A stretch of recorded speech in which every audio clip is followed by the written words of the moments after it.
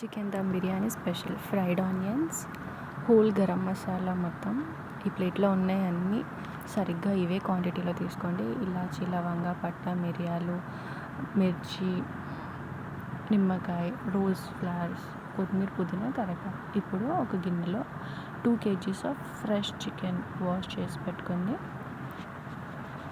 తీసేసుకోండి.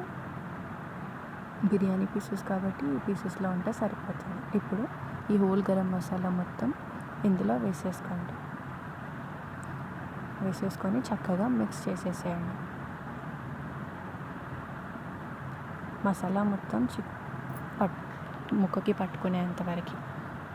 ఇప్పుడు 2 spoons of salt, 2 spoons 3 spoons masala, 3 spoons of కారం, గరం మసాలా 2 స్పూన్స్, పసుపు 2 స్పూన్స్, చికెన్ మసాలా 2 స్పూన్స్,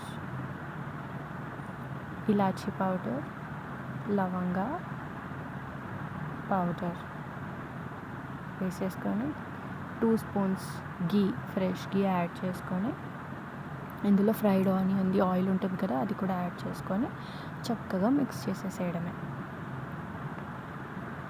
ఒక్కొక్క ముక్కకి మంచిగా మసాలా మొత్తం పట్టేంత వరకు మిక్స్ చేసేయండి మంచిగా.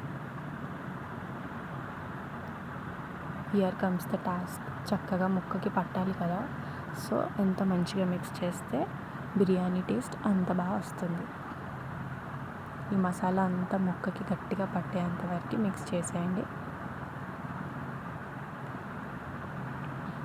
ఇలా మిక్స్ చేసుకున్న తర్వాత జింజర్ గార్లిక్ పేస్ట్ ఒక 2 స్పూన్స్,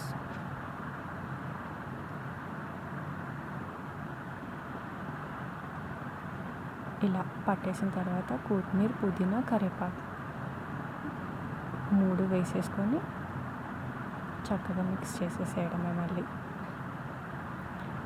ఇలా మిక్స్ చేసుకున్న తర్వాత